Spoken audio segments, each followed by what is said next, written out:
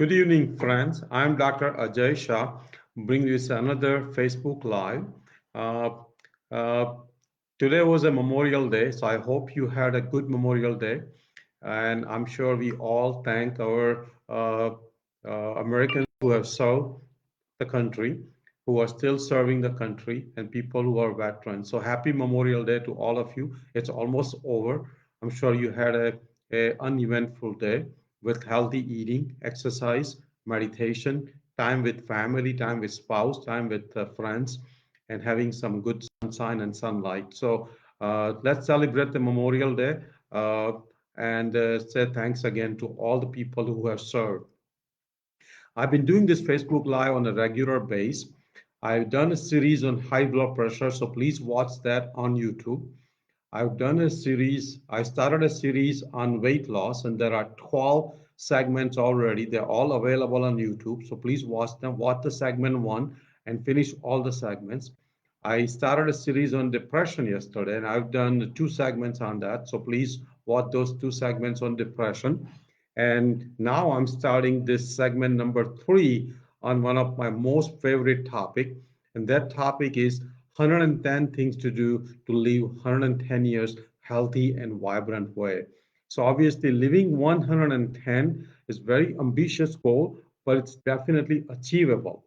And I will show you all the things you can do. Obviously there are more things which I'm still learning, but I have compiled this list of 110 things to do if you want to live 110 years old with health, with vibrancy, with a lot of energy, with a lot of intact mind. So let's start with segment number three on how to live 110 years old. Number 21. Number 21 is prevent osteoporosis. I will have a separate video on how to prevent osteoporosis.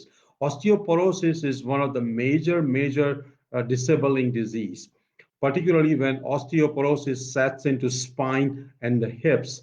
And if the hip fracture happens, there is a very high chance of dying within 1 year. Matter of fact, I was recently reading that chances of death after a hip fracture is as high as 20% within 1 year. And in male, it's even higher. And actually, if a woman develops a hip fracture in 70s and 80s, she has a higher chance of dying as high as if she had a breast cancer.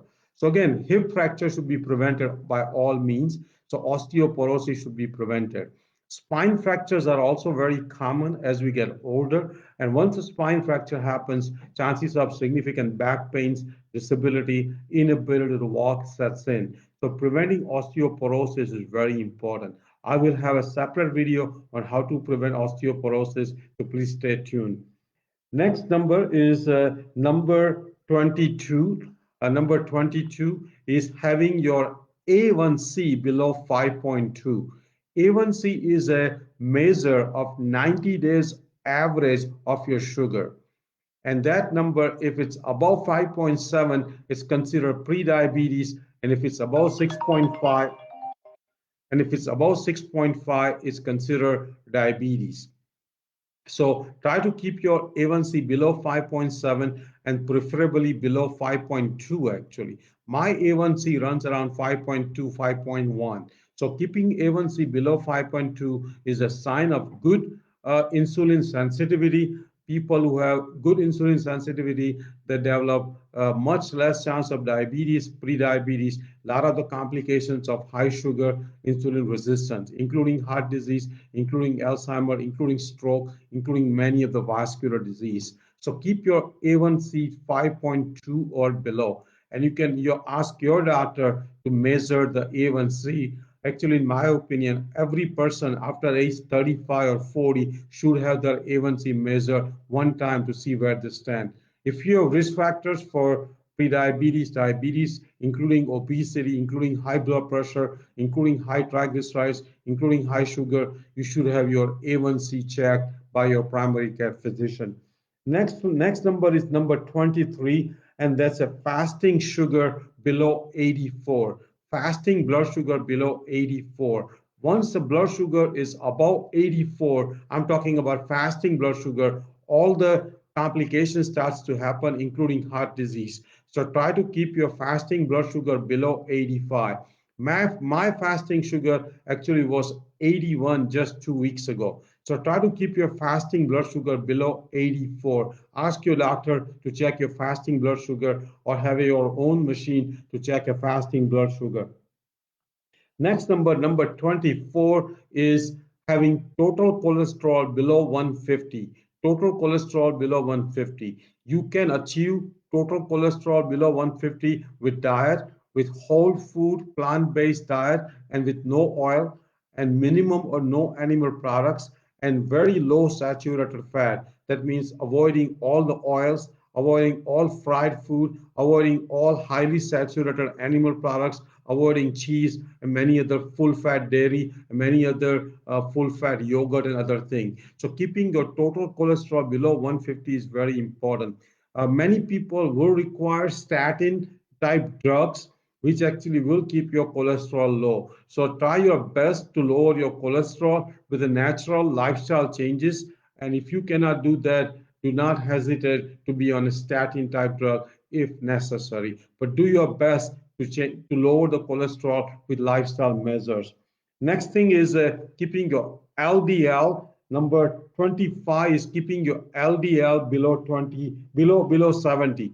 LDL is the bad cholesterol, and a lot of the heart blockage, a lot of the stroke, a lot of the vascular disease happen because of high LDL. So keeping your LDL below 70 is another important thing. You can do it with diet, you can do it with healthy lifestyle, you can do it with whole food, plant-based, no oil diet. If your LDL does not come below 70, you may need to go on statin. And if that's the case, make sure you don't hesitate that your doctor writes for a statin prescription. Next thing is next number is number 26, and that's having triglycerides below 50. Triglycerides is another form of fat floating around in the blood. Many doctors and many people don't realize that triglyceride is actually as important of a factor as LDL, the bad cholesterol. So try to keep your triglyceride below 50. High triglyceride is a sign of insulin resistance, and particularly once the triglycerides are above 150, particularly about 200 to 50, it actually makes you live less, and try to keep triglyceride below 50. Again, you can ask your doctor to check lipid panel, and lipid panel will give you triglyceride level. So try to keep your triglyceride below 50. My last triglyceride was 60 or 61. I'm trying my best to keep the triglyceride below 50. Triglyceride elevation happens because of insulin resistance, because of a lot of simple carb, because of a lot of alcohol drinking, because of inactivity, and all those things can raise your triglyceride. So try to keep your triglyceride below 50 as much as possible. Next number 20, seven is keeping your HDL above 50. HDL is a good cholesterol. High levels of HDL between 50 and 70 has shown to prevent heart disease, prevent stroke. Matter of fact, it actually also makes you live long. Again, we don't want HDL too high because there is some data that HDL above 70, 75 is also not good for you. So try to keep HDL between 50 and 70. And you can do that with regular cardio type exercise, having adequate amount of nuts and seeds, uh, keeping the body weight low, preventing insulin resistance. So keep the HDL above 50. My HDL always runs low. 2 years ago, with regular exercise and regular running, my HDL had gone up to 60, 65, which I was very happy, very proud of. Now that I've cut down on my running, my HDL has gone down in 40s and 50s, and I need to increase the HDL again by restarting regular running, by restarting regular cardio type exercise, and hit training.